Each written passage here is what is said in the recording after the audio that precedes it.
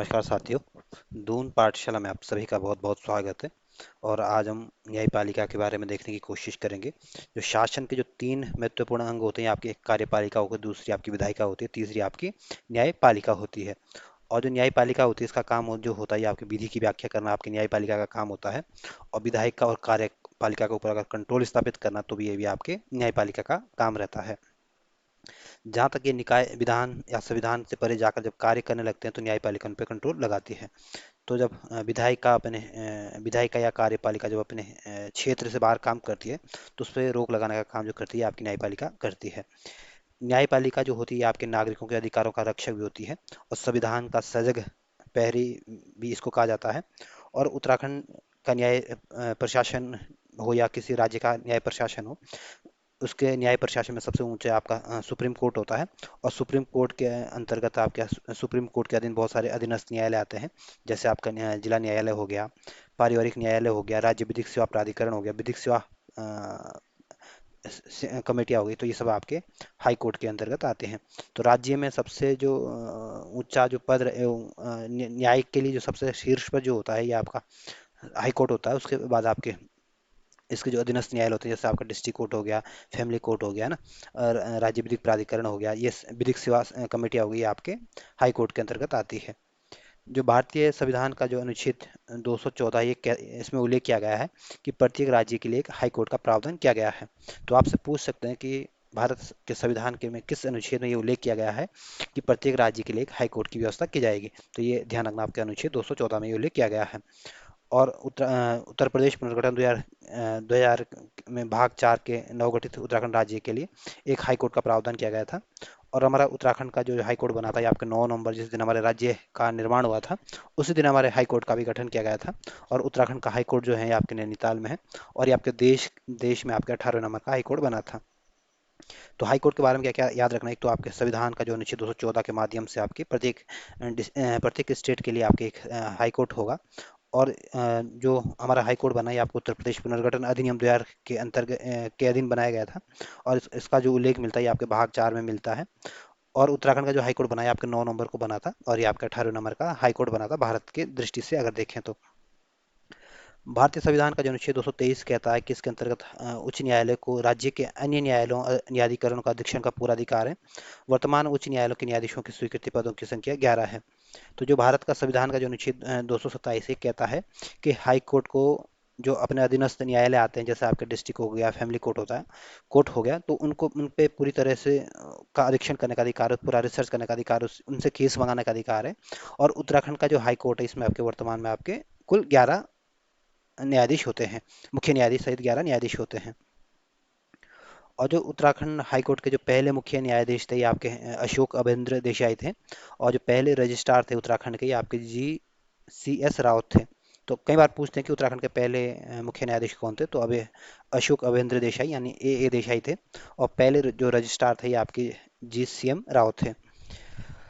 और 2024 में उत्तराखंड में आपके PIB के रिपोर्ट के अनुसार आपके उत्तराखंड में आपके कुल 28 पास ट्रैक कोर्ट्स हैं, जिनमें आपके 4 ही आपके क्रियाशील अवस्था में हैं।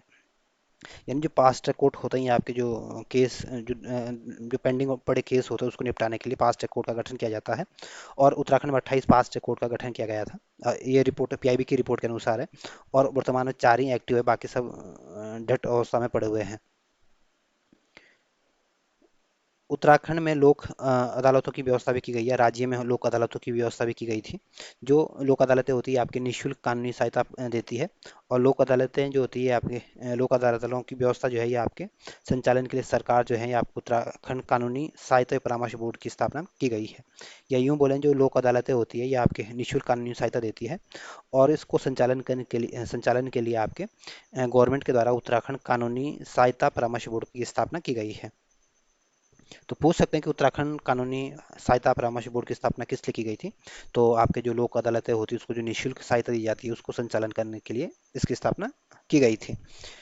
राज्य के विभिन्न जिलों में आपके बोर्ड की इकाइयों का भी गठन किया गया है, जिन्हें आपकी जिला कानूनी सहायता व परामर्श समिति कहा जाता है। फिर यहाँ पे उत्तराखंड का जो हाई कोर्ट का जो भवन, उसके बारे में तथ्य दिए गए हैं। तो जो उत्तराखंड हाई कोर्ट जो है, ये आपके नैनीताल में, और इसका जो भवन है, ये आपके नैनीताल जिले में स्थित है। और इस ये आपके 100 साल से अधिक पुराना हो गया है। और इसका जो निर्माण हुआ था ये आपके 1900 में हुआ था। और इसका जो निर्माण किया था आपके लेफ्टिनेंट गवर्नर सर सेंटोनी मैकडोनल्ड के द्वारा इसका निर्माण किया गया था, इसका गठन किया गया था। और कुछ समय के लिए इसमें आपके ब्राइस डेल स्कूल भी इसमें था। और 1962 में आपको यूपी की गवर्नमेंट ने इसको आपको ग्रीष्मकालीन राजधानी बनाया था। तो जो ग्रीष्मकालीन राजधानी बनाया था और उसका ये सचिवालय बनाया गया था उस समय, जब यूपी गवर्नमेंट की ग्रीष्मकालीन राजधानी बनी थी नैनीताल। और इस भवन का वो आपके RAF के अवकाश शिविर मुख्यालय के रूप में भी इसका इस्तेमाल किया गया था। और नैनीताल से ग्रीष्मकालीन राजधानी हटने के बाद इसमें कई बार सरकारी कार्यालय भी इसमें इस्तेमाल किए गए थे। उत्तराखंड में अगर पंचायती राज कानून के बात करें तो उत्तराखंड पंचायती राज कानून के अंतर्गत आपकी जो न्याय पंचायतें होती हैं, इसका न्याय पंचायत का गठन किया गया था। तो पूछ सकते हैं उत्तराखंड में जो न्याय पंचायतों का गठन किया गया 21 कानून के तहत किया गया। तो उत्तराखंड पंचायती राज कानून के अंतर्गत आपकी न्याय पंचायतों का गठन किया गया था। और ये आपके 500 रुपये तक के मामलों की सुनवाई कर सकती है। और जो उत्तराखंड हाई कोर्ट है इसमें जो है उत्तराखंड का हाई कोर्ट ने 2017 में आपके जो हमारी जो गंगा और यमुना नदी है इसको जीवित प्राणी का दर्जा दिया गया था। और इनको भी वही अधिकार दिए जाते हैं जो एक मनुष्य के लिए के अधिकार होते हैं, जो कर्तव्य होते हैं, जो दायित्व होते हैं, यही अधिकार कर्तव्य और दायित्व आपके गंगा और यमुना को भी वही अस्तित्व है जो एक इंसान का अस्तित्व है। यानी इसको जीवित प्राणी का दर्जा दिया गया था। तो ध्यान रखना ये कब दिया गया था, high court Uttarakhand high court ने दिया था, 2017 में दिया था। और गंगा और यमुना को दिया गया था। और इसके वही अधिकार होते हैं जो हम सब आपके अधिकार होते हैं। फिर उत्तराखंड हाई कोर्ट के इसमें न्यायाधीश जो है कब तक कौन कौन से न्यायाधीश बने थे। तो उत्तराखंड के जो पहले न्यायाधीश बने थे आपके अशोक अवेंद्र देसाई बने थे। और ये उत्तराखंड के पहले मुख्य न्यायाधीश थे।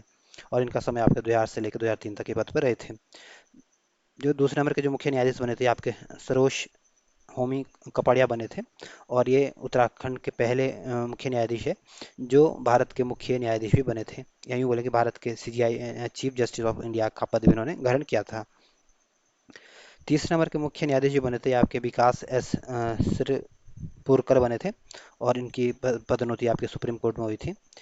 चौथे नंबर के जो न्यायाधीश बने थे आपके श्री जोसेफ बने थे। और ये भी आपके सुप्रीम कोर्ट में इनकी पदोन्नति हुई थी।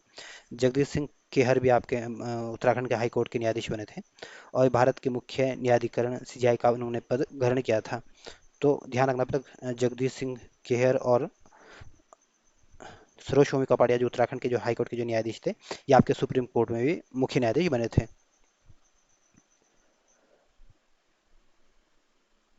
जो राघेंद्र सिंह चौहान ये भी आपके उत्तराखंड हाई कोर्ट के न्यायाधीश रहे थे। और ये आपके दिसंबर 2021 जनवरी से दिसंबर 2021 तक रहे थे। और जो KM जोसेफ है ये अभी आपके उत्तराखंड के हाई कोर्ट के न्यायाधीश रहे थे। और ये भी आपके सुप्रीम कोर्ट में उनका पदोन्नति हुई थी। और ये 2018 से लेकर 2014 से लेकर 2018 तक उत्तराखंड हाई कोर्ट के मुख्य न्यायाधीश थे। और इसी KM जोसेफ के समय उत्तराखंड में राष्ट्रपति शासन लगाया गया था। तो पूछ सकते हैं कि उत्तराखंड में जिस समय राष्ट्रपति शासन लगाया गया था उस समय उत्तराखंड हाई कोर्ट के न्यायाधीश कौन थे। तो KM जोसेफ का ध्यान रखना। उत्तराखंड की जो पहली महिला मुख्य न्यायाधीश बनी थी आपकी रितु बारी बनी थी। और इनका समय आपके फरवरी से अक्टूबर तक 2024 तक के पद पर रही थी। और ये उत्तराखंड की पहली महिला मुख्य न्यायाधीश थी। उसके बाद आपके ऋतु बारी के बाद आपके गुआनाथ नरेंद्र उत्तराखंड के हाईकोर्ट के न्यायाधीश बने थे। और वर्तमान में जो उत्तराखंड हाईकोर्ट के जो मुख्य न्यायाधीश है आपके मनोज गुप्ता जी हैं। इसके बाद हम उत्तराखंड के लोकायुक्त के बारे में देखेंगे। जो लोकायुक्त होता है ये आपके राज्य शासन प्रशासन में अधिकारों अधिकारों के दुरुपयोग भ्रष्टाचार और कदाचार संबंधी शिकायतों और उनका अन्वेषण करने के लिए लोकायुक्त का गठन किया गया था। और इससे संबंधित एक नया विधेयक भी लाया गया था। और ये विधेयक आपके उत्तराखंड की विधानसभा में आपके 1 नवंबर 2011 को पारित किया गया था। और इसमें आपके मुख्यमंत्री सही सभी मंत्रीगण विधायक और IS लेवल के जो अधिकारी होते हैं सब इसकी जांच के दायरे में आते हैं। तो ध्यान रखना जो लोकायुक्त का जो गठन किया गया था ये आपके जो किसी के अधिकारों का अगर दुरुपयोग हो रहा है, किसी भ्रष्टाचार हो रहा है, कदाचार संबंधित शिकायतों का अन्वेषण करने के लिए, उसकी जांच करने के लिए आपके लोकायुक्त का गठन किया गया था। और जो लोकायुक्त विधेयक आया था ये आपको उत्तराखंड में आपके 1 नवंबर 2011 को पारित किया गया था। ये ध्यान रखना, ये डेट ध्यान रखना आप। या आपसे पूछेंगे कि उत्तराखंड में नया उत्तराखंड लोकायुक्त कब आया था। तो ये आपके 2011 1 नवंबर 2011 को आपकी विधानसभा से पारित किया गया था। और इसके अंतर्गत आपके मुख्यमंत्री हुए विधायक हो गए, DM CM सब इसके अंतर्गत आते हैं, सब इसकी जांच के दायरे में आते हैं। और नए कानून के अनुसार लोकायुक्त संगठन में जो होते हैं, एक एक तो आपका अध्यक्ष होता है और 5 इसके सदस्य होते हैं, और जरूरत पड़ती है तो 7 सदस्य भी इसके हो सकते हैं। और इसमें जो आधे सदस्य होते हैं ये आपके, इनको 20 साल का अनुभव होना चाहिए, या यूं बोले कि 20 साल का अनुभव ये अब आपके विधिक पृष्ठभूमि से होने चाहिए, यानी इनको कानूनी प्रक्रिया से ये लोग जुड़े होने चाहिए, 20 साल के उनको कानून की समझ होनी चाहिए। और जो बाकी आधे सदस्य, इनको आपके लोक सेवा हो गया, अन्वेषण हो गया, सतर्कता हो गया, भ्रष्टाचार के विरुद्ध कार्य करने, शासन, वित्त प्रबंधन, पत्रकारिता, सूचना एवं अभियांत्रिकी का में न्यूनतम 20 साल तक इनका अनुभव होना चाहिए। यानी 20 साल, 20 जो इसमें जो आधे सदस्य तो आपके कानूनी पृष्ठभूमि से होने चाहिए, और जो बाकी सदस्य हैं, इनको 20 साल का आपके किसी भी क्षेत्र का अनुभव होना चाहिए, जैसे आपके भ्रष्टाचार के विरुद्ध कोई आपने कार्य किया हो, शासन प्रशासन में आपने काम किया हो, पत्रकारिता सूचना प्रसारण में आपने काम किया हो, अन्वेषण के क्षेत्र में काम किया हो, सतर्कता का क्षेत्र में आपने काम किया हो, तो भी आप लोकायुक्त के सदस्य बन सकते हैं। नए विधेयक के अनुसार किसी भी शिकायत की सुनवाई के लिए लोकायुक्त के 3 विंग होते हैं। एक तो आपका अन्वेषण शाखा होती है, दूसरी आपकी अभियोजन शाखा होती है, तीसरी आपकी न्यायिक शाखा होती है। और किसी शिकायती आवेदन पर आपके स्वतः किसी मामले का संज्ञान लेकर लोकायुक्त नोटिस भेज सकता है। तो जो लोकायुक्त होता है ये आपके स्वतः संज्ञान भी ले सकता है और आपको नोटिस भी भेज सकता है। और राज्य की जो विजिलेंस इकाई है आपकी, ये लोकायुक्त के अधीन रखी गई है। इसके बाद हम उत्तराखंड की जो पंचायती राज व्यवस्था उसको देखने की कोशिश करेंगे। तो जो उत्तराखंड में जो पंचायती राज व्यवस्था की शुरुआत हुई, राज्य में पंचायती राज व्यवस्था की जो सबसे पहले शुरुआत हुई थी आपके 15 अगस्त 1947 को हुई थी। ये आपके संयुक्त प्रांत पंचायती राज अधिनियम 1947 के तहत इसको लागू किया गया था। और 1961 में आपके पंचायती राज को आपके त्रिस्तरीय बनाया गया था। और ये अभी आपके उत्तर प्रदेश क्षेत्र समिति जिला परिषद 1961 के तहत इसको त्रिस्तरीय बनाया गया था। और 1994 में इसको आपके पंचायती राज को आपके संवैधानिक निकाय के रूप में इसको लागू किया गया था। और ये आपके 73वें संविधान संशोधन के माध्यम से इसको लागू किया गया था। या यूं बोले कि 73वां संविधान संशोधन जो हुआ था ये आपके 1994 में आया था। और संविधान संशोधन के माध्यम से इसको संवैधानिक निकाय या संवैधानिक दर्जा दिया गया था। और इसको आपके 22 अप्रैल 1994 को लागू किया गया था। तो पूछ सकते हैं कि जो पंचायती राज है, इसको आपके संवैधानिक दर्जा कब दिया गया था, तो ध्यान रखना आपके 73वें संविधान संशोधन के माध्यम से 1994 में दिया गया था। और ये लागू कब से हुआ, 22 अप्रैल 1994 को। और 1961 में आपके त्रिस्तरीय व्यवस्था शुरू की गई थी। उत्तराखंड में पंचायत राज की शुरुआत आपके 1947 में हो गई थी। राज्य गठन के बाद उत्तराखंड में 2002-3 में आपके प्रथम निर्वाचित सरकार के द्वारा थोड़ी बहुत व्यवस्था में थोड़े बहुत परिवर्तन के साथ यथावत इसको बनाए रखा था। और राज्य सरकार ने पंचायती राज संस्थाओं को सुदृढ़ीकरण एवं विकास कार्यों को प्रभावी अनुक्षण हेतु पंचायती राज निर्देशालय और जिला पंचायत अनुश्रवण प्रकोष्ठ का गठन किया गया है। तो पंचायती राज को करने के लिए पंचायत राज निर्देशालय और पंचायत राज अनुश्रवण प्रकोष्ठ का गठन भी किया गया है। और जो स्थानीय स्वशासन होता है, ये आपके, अगर स्थानीय स्वशासन की अगर बात करें तो आपके ग्रामीण क्षेत्रों में आपके जिला पंचायत होती है, त्रिस्तरीय होती है, जिला पंचायत, क्षेत्र पंचायत और ग्राम पंचायत। वहीं जो नगरीय क्षेत्रों में भी आपके त्रिस्तरीय निकाय होती है, नगर निगम, नगर पालिका और नगर पंचायत। मार्च 2008 में, या यूं बोले कि 2008 में एक पंचायत राज जो संशोधन पंचायती अधिनियम में आपके संशोधन किया गया था। और इसमें जो महिलाओं को जो अभी तक जो 33% का जो आरक्षण दिया जा रहा था, इसको बढ़ाकर आपके 50% कर दिया गया था। तो पूछ सकते हैं कि महिलाओं को पंचायत के क्षेत्र में आपके 50% आरक्षण कब दिया गया था, तो 2008 में दिया गया था। उत्तराखंड में पंचायती राज की त्रिस्तरीय व्यवस्था लागू है, जो क्रमशः इस प्रकार से हैं। जिला पंचायत है, क्षेत्र पंचायत है और ग्राम पंचायत है। और जो जिला पंचायत है ये आपके पंचायत राज के सबसे शीर्ष निकाय है, और ये आपके एक निगमित निकाय है। और इसके जो सदस्यों का जो चुनाव होता है, ये आपके जो 18 साल या 18 साल से अधिक एज की जो जनता होगी, इनके द्वारा जिला पंचायत के सदस्यों का चुनाव किया जाता है। और जिला पंचायत का जो अध्यक्ष होता है ये आपका जिला पंचायत का पीठासीन होता है। और जिला पंचायत का जो अध्यक्ष और जो उपाध्यक्ष का जो चुनाव होता है, ये आपके हमारे द्वारा जो जिला पंचायत के जो सदस्य होते हैं उनके द्वारा इनका निर्वाचन किया जाता है। या यूं बोले कि जो जिला पंचायत का अध्यक्ष और उपाध्यक्ष होता है, इनका जो चुनाव होता है आपके इनडायरेक्ट तरीके से होता है। और जो सदस्य होते हैं उनका चुनाव आपका डायरेक्ट तरीके से होता है। और जो जिला पंचायत के जो पदेन सदस्य होते हैं आपके जो लोकसभा का जो सदस्य होते हैं ये भी आपके जिला पंचायत के पदेन सदस्य होते हैं। कोई राज्यसभा का सदस्य वो भी आपके जिला पंचायत का पदेन सदस्य होता है। और कोई विधानसभा का सदस्य वो भी आपके जिला पंचायत का पदेन सदस्य होते हैं। और जिला पंचायत की कार्रवाई में ये लोग भाग ले सकते हैं, मत भी दे सकते हैं, लेकिन अगर किसी अविश्वास प्रस्ताव के समय ये इनको मत देने का अधिकार नहीं होता है। तो अगर सिंपल क्वेश्चन आपसे ये पूछा जाए कि लोकसभा का जो सदस्य आपके जिला पंचायत के पदेन सदस्य होते हैं, तो हो सकता है आपको थोड़ा ये सोचेंगे आज कि लोकसभा का सदस्य या जिला पंचायत का सदस्य कैसे हो सकता है। तो ध्यान रखना ये आपके पदेन सदस्य होते हैं, और ये आपके भाग भी ले सकते हैं, मत भी दे सकते हैं, लेकिन अविश्वास प्रस्ताव के कंडीशन में ये आपके मत नहीं दे सकते हैं।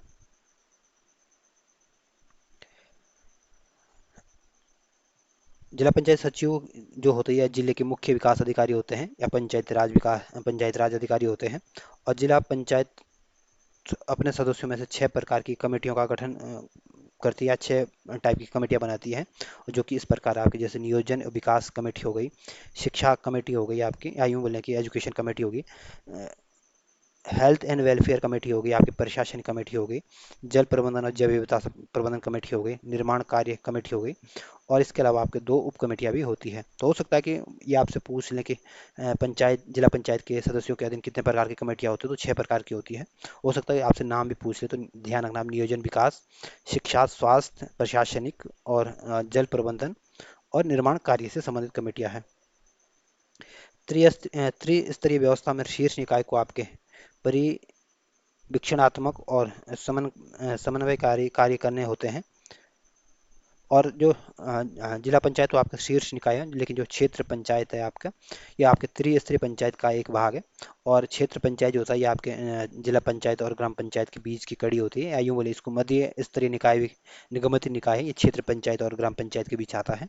और इसके जो अध्यक्ष होता है ये आपका प्रमुख होता है, और इसके जो उपाध्यक्ष हो आपके उप प्रमुख होते हैं। यानी जो ब्लॉक में जो प्रमुख बनते हैं ये आपके क्षेत्र पंचायत के सदस्यों में से ही बनते हैं। और इसके अलावा प्रमुख के अलावा उप प्रमुख के अलावा आपके एक कनिष्ठ और एक कनिष्ठ उप प्रमुख भी होते हैं।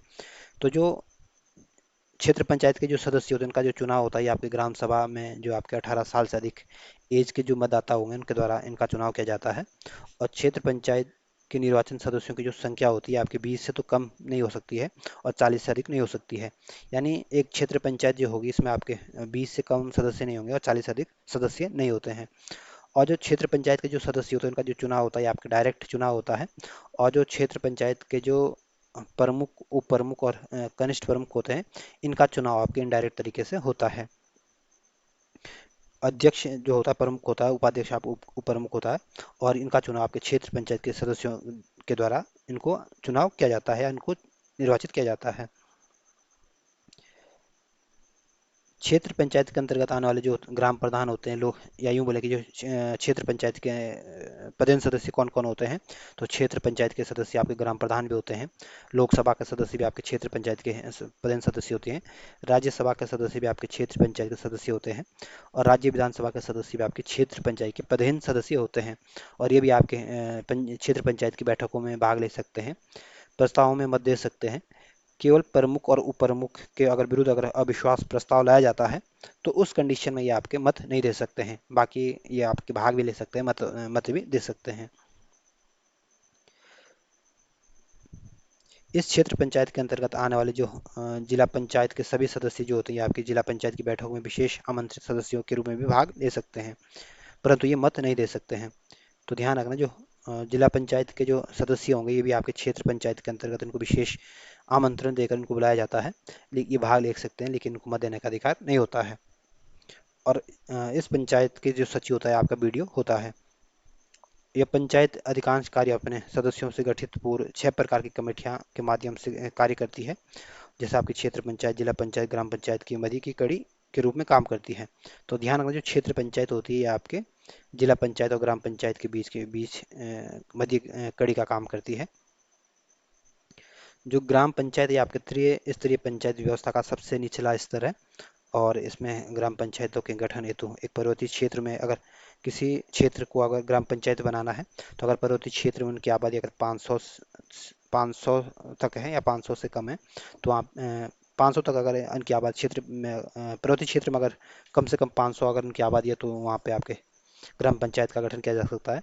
वहीं मैदानी क्षेत्र में कम से कम आपके 1,000 और अधिकतम आपके 10,000 की आबादी होगी तो भी वहाँ पे आपकी ग्राम पंचायत का गठन किया जाता है। और ग्राम पंचायत का जो गठन किया जाता है ये आपके विधानसभा के द्वारा किया जाता है या सेंट्रल स्टेट गवर्नमेंट के द्वारा किया जाता है। किसी भी ग्राम पंचायत के सदस्यों की संख्या आपके 5 से कम नहीं हो सकती है, 15 से अधिक नहीं हो सकती है। और जो ग्राम पंचायत सदस्यों जो होते हैं या ग्राम पंचायत सदस्य होता है, इसका जो प्रमुख होता है ये आपका प्रधान होता है। और इस प्रधान का जो चुनाव होता है ये आपके डायरेक्ट चुनाव होता है।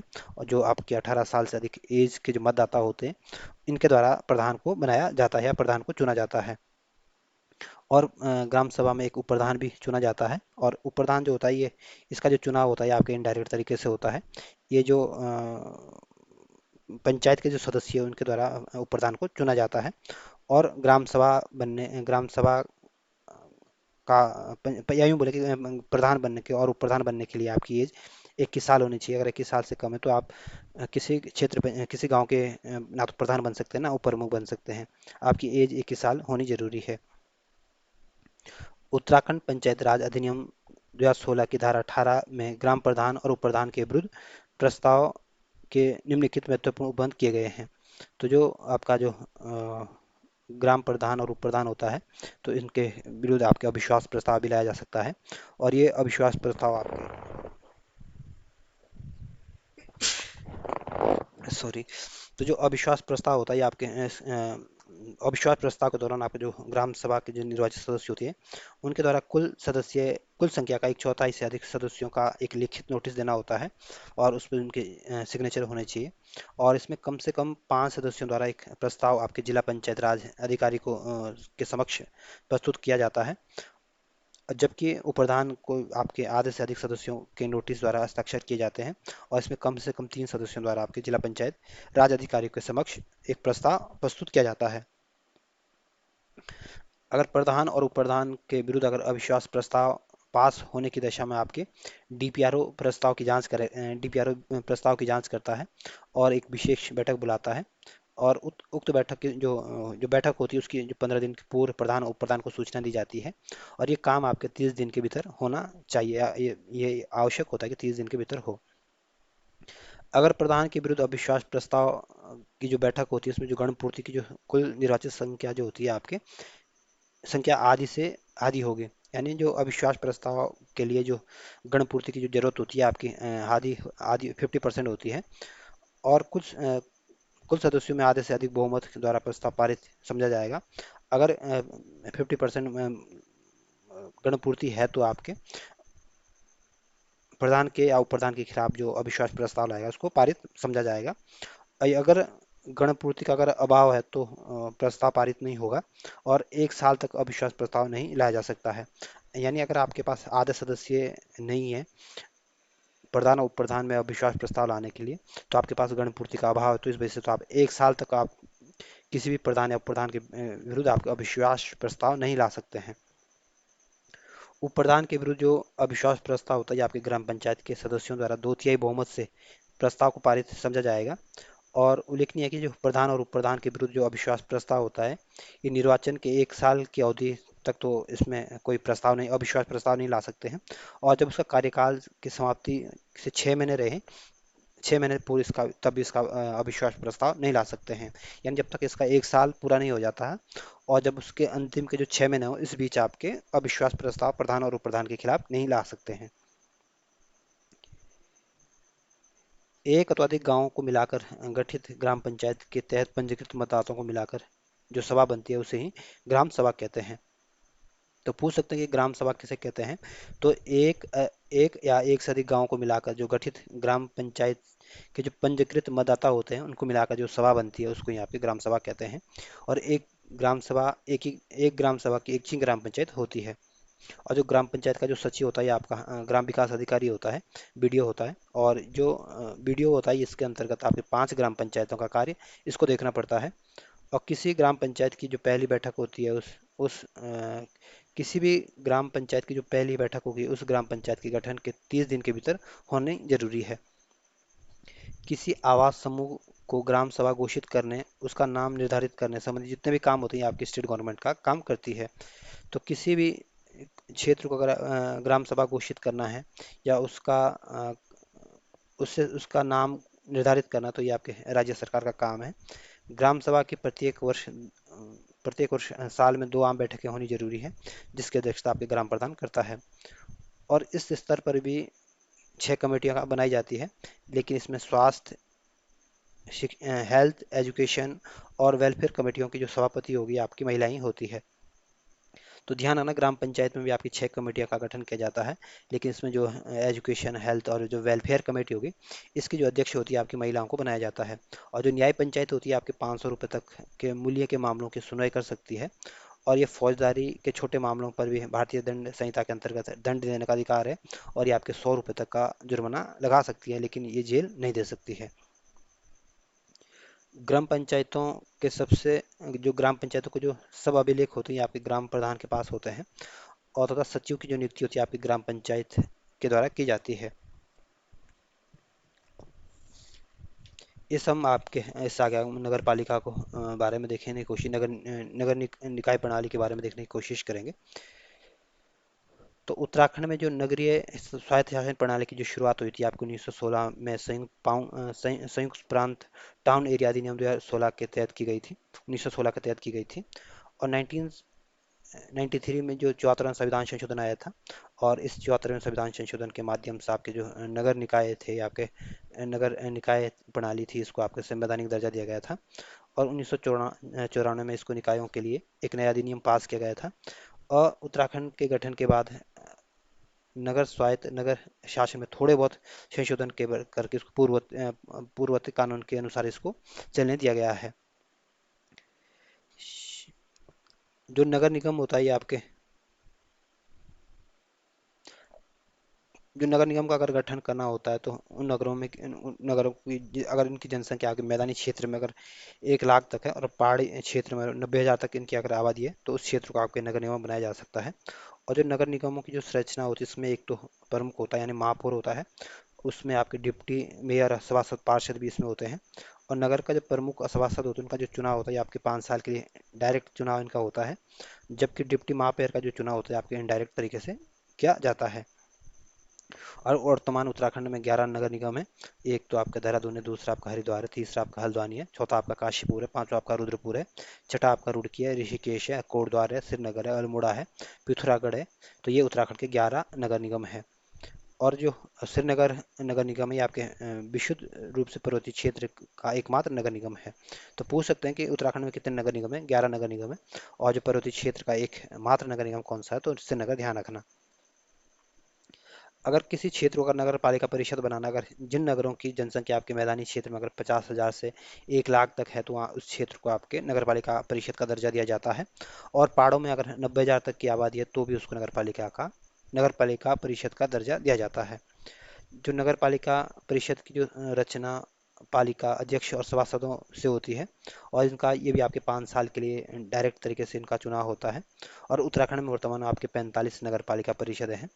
और जो उत्तराखंड की जो पहली नगर पालिका परिषद थी ये आपकी मसूरी थी। तो ध्यान रखना, जो नगर पालिका परिषद का गठन अगर करना है, तो अगर मैदानी क्षेत्र में तो आबादी इनकी 50,000 से 1 लाख के बीच होनी चाहिए, पहाड़ों में आपके 90,000 तक इनकी आबादी होनी चाहिए। और उत्तराखंड में आपके 45 नगर निगम है, जिनमें से पहली नगर पालिका आपकी मसूरी थी। और ये आपकी इनका जो नगर पालिका का जो अध्यक्ष और सभासद होते हैं, इनका कार्यकाल आपके 5 साल होता है, इनका डायरेक्ट चुनाव होता है। जो नगर पंचायत होती है आपके जिन नगरों और कस्बों की जनसंख्या आपके 5,000 से 50,000 तक होती है, उनको आपके नगर पंचायतों का गठन किया जाता है। अगर पंचायत के के जो अध्यक्ष और जो सभासद होते हैं, इनका जो चुनाव होता है ये आपके डायरेक्ट चुनाव होता है। और ये भी आपके 5 साल के लिए चुने जाते हैं। और वर्तमान उत्तराखंड में आपके 51 नगर पंचायतें हैं, जिनमें से जो 3 नगर पंचायतें आपके यहाँ पे चुनाव नहीं होता है। और ये 3 नगर पंचायतें कौन सी? एक तो आपकी केदारनाथ है, दूसरी आपकी गंगोत्री, चौथी आपकी बद्रीनाथ है। यहाँ पे चुनाव नहीं होती, बल्कि यहाँ के जो अध्यक्ष और सदस्य होते हैं इनको मनोनीत किया जाता है। तो पहले तो ध्यान रखना जी, आपके जो नगर पंचायत होती है आपके, अगर किसी नगर पंचायत का दर्जा तभी दिया जाएगा जब आबादी आपकी 5,000 से 50,000 के बीच हो। और इनका जो चुनाव होता है ये आपका डायरेक्ट चुनाव होता है, 5 साल के लिए होता है। और उत्तराखंड में आपके 51 नगर पंचायतें हैं, और तीन में से तीन अगर पंचायतों का चुनाव नहीं होता, या बद्रीनाथ, केदारनाथ और गंगोत्री। जो राज्य निर्वाचन आयोग है, ये आपके भारत का संविधान का जो अनुच्छेद 343 के है, इसमें प्रावधान किया गया कि 30 राज्य निर्वाचन आयोग का प्रावधान किया गया है। और उत्तराखंड निर्वाचन आयोग जो है, इसका जो गठन है आपके 2001 में किया गया था। और उत्तराखंड निर्वाचन आयोग के जो पहले आयुक्त थे आपके श्री दुर्गेश जोशी जी थे। तो ध्यान रखना, जो भारतीय संविधान का अनुच्छेद 343 243 के माध्यम से आपके, या यूं बोले कि 243 के का संबंध जो है आपके राज्य निर्वाचन आयोग से संबंधित है। और उत्तराखंड राज्य निर्वाचन आयोग का गठन आपके 30 जुलाई 2001 को किया गया था। और ये आपके राजधानी देहरादून में स्थित है। और इसके जो पहले आयुक्त थे आपके श्री दुर्गेश जोशी जी थे। और उत्तराखंड निर्वाचन आयोग, राज्य निर्वाचन आयोग संविधान के अनुच्छेद 243 ई तथा अनुच्छेद 243 यू के तहत आपके पंचायतों और शहरी निकायों के चुनाव को संपन्न करते हैं। और ये आपके 5 सालों के अंतराल में ये चुनाव कराए जाते हैं। वर्तमान में आपके जो चुनाव आयुक्त है आपके सुशील कुमार है, श्री सुशील कुमार जी हैं। तो ध्यान क्या क्या रखना, तो एक तो भारतीय संविधान का अनुच्छेद 243 के ध्यान रखना, ये आपके अनुच्छेद 43 में के क्या गया, प्रत्येक राज्य के लिए राज्य निर्वाचन आयोग के बारे में जानकारी देता है। और अनुच्छेद 243 ई और अनुच्छेद 43 यू कहता है कि पंचायतों और शहरी निकायों के निकायों का चुनाव इनके द्वारा किया जाएगा। और ये आपके हर 5 साल के अंतर्गत ये चुनाव कराए जाते हैं। जो उत्तराखंड लोक सेवा आयोग है, इसका राज्य लोक सेवा आयोग जो होता है, इसका उल्लेख आपके संविधान के अनुच्छेद 315 में किया गया है। और उत्तराखंड लोक सेवा आयोग का गठन जो किया गया था आपके 15 मई 2001 को किया गया था। और उत्तराखंड लोक सेवा आयोग जो है ये आपके हरिद्वार में स्थित है। और उत्तराखंड लोक सेवा आयोग के जो पहले अध्यक्ष थे आपके NP नवानी थे। और इसकी जो वर्तमान संरचना की अगर बात करें, तो उसमें एक तो अध्यक्ष होते हैं और 6 इसके सदस्य होते हैं। और इनका जो कार्यकाल होता है आपका 6 साल होता है, या 62 साल होता है। इनमें से जो भी पहले होगा उसको माना जाएगा। और जो राज्य लोक सेवा आयोग होता है, ये अपनी जो रिपोर्ट देता है ये आपके राज्यपाल को देता है। और राज्यपाल इसको संविधान के पटल पर रखता है या विधानसभा के पटल पर रखता है। और उत्तराखंड लोक सेवा आयोग के जो वर्तमान अध्यक्ष आपके रविदत्त गोदियाल नहीं है, बल्कि उत्तराखंड लोक सेवा आयोग के जो अभी हाल ही में जो अध्यक्ष बनाए गए हैं आपके गजेंद्र जोशी को बनाया गया है। तो ये उत्तराखंड परीक्षा वाणी का जो पहला चैप्टर था, ये इसकी समाप्ति होती है। और इससे आगे हम इसके जो क्वेश्चन है उसको देखने की कोशिश करेंगे।